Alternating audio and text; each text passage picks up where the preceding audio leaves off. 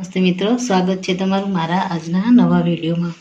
મિત્રો, આજે આપણે બનાવીશું શરદ પૂનમ સ્પેશિયલ દૂધ પૌવા। તો એના માટે આપણે સૌથી પહેલાં તો 1 કપ પૌવા લઈશું। એને સારી રીતે આપણે ધોઈ નાખીશું સાફ પાણીથી। તો મિત્રો, આપણે પૌવાને 2 થી 3 પાણીથી સારી રીતે ધોઈ મૂકવાના છે। આજે આપણે પરફેક્ટ માપ સાથે બનાવીશું। ઘણીવાર આપણે દૂધ પૌવા બનાવીએ તો પૌવા વધારે દૂધ પી જાય છે, કોઈવાર પૌવાનો કાચો ટેસ્ટ આવે છે, કોઈવાર એની થિકનેસ બરાબર નથી હોતી। આજે આપણે પરફેક્ટ રીતે દૂધ પૌવા બનાવીશું। તો એના માટે આપણે 1 કપ પૌવાને સારી રીતે ધોઈ લીધા છે 2 થી 3 પાણીથી। એમાં આપણે 1 કપ દૂધ એડ કરી દઈશું અને પૌવાને દૂધની સાથે પલાળવા દઈશું 2 થી 3 મિનિટ માટે। આ રીતે જો તમે દૂધ પૌવા બનાવશો તો પૌવા એકદમ અંદર સારી રીતે સોફ્ટ થઈ જશે અને એનો કાચો ટેસ્ટ અને જે પૌવા ફીકા લાગે છે એ પણ નહીં લાગે।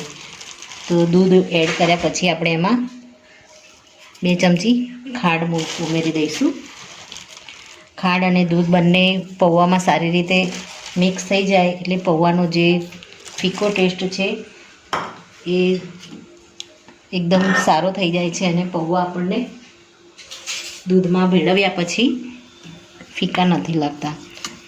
આ રીતે આપણે આને હલાવી અને 10 મિનિટ માટે આપણે એને ફ્રીજમાં આપણે સ્ટોર કરી દઈશું। મિત્રો, આપણે પૌવાને 10 થી 15 મિનિટ માટે ફ્રીજમાં મૂક્યા છે। હવે આપણે 60 થી 70 ગ્રામ પૌવા લીધા છે, એની સામે આપણે 400 ગ્રામ જેટલું દૂધ લીધું છે। તો દૂધને આપણે પહેલાં તો સારી રીતે ઉકાળીશું। દૂધ આપણું સારી રીતે ચારે બાજુ કિનારીમાંથી ઉભરો આવવા જેવું લાગે ત્યાં સુધી આપણે થોડું ગરમ થવા દઈશું। તો મિત્રો, આપણા દૂધ ઉકળવાની શરૂઆત થઈ ગઈ છે। હવે આપણે એમાં ખાંડ એડ કરીશું। દૂધ આપણું થોડું ઉકળે એટલે એની પોતાની મીઠાશ આમાં ઉતરી જ જાય છે। હવે આમાં આપણે ખાંડ એડ કરીશું। અગાઉ આપણે 3 ચમચી ખાંડ એડ કરી છે, તો આમાં આપણે 4 ચમચી એડ કરી દઈશું ખાંડ।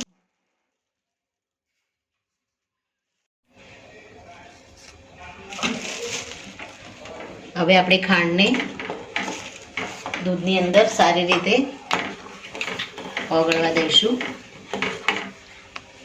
થોડી વાર આપણે હલાવીશું આને।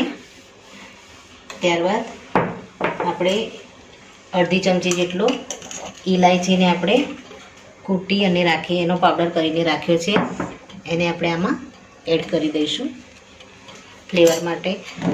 મેં અહીંયા ફ્લેવર માટે ઇલાયચીનો ઉપયોગ કર્યો છે, તમારે કોઈ પણ એસેન્સનો ઉપયોગ કરવો હોય તો ફ્લેવર માટે તમે કરી શકો છો।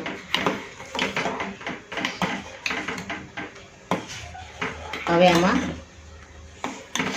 આપણા દૂધની થોડી થિકનેસ ઘટ થઈ છે, હજુ આપણે આને 2 થી 3 મિનિટ માટે ઉકાળીશું। મિત્રો, આપણે દૂધને થોડું ઉકાળીશું। અત્યારે આપણે પૌવાને આપણે આમાં એડ નથી કરવાના। જો ગરમ દૂધમાં આપણે પૌવાને એડ કરીશું તો પૌવા આની અંદર એકદમ ગળી જશે અને દૂધપાકનો ટેસ્ટ આપણે પૌવાનો અલગ આવશે અને દૂધનો અલગ આવશે।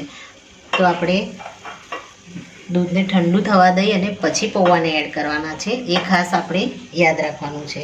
તો આપણું દૂધ ઉકળી ગયું છે, આમાં આપણે 1 ચમચી જેટલા કાજુના ટુકડા એડ કરી દઈશું।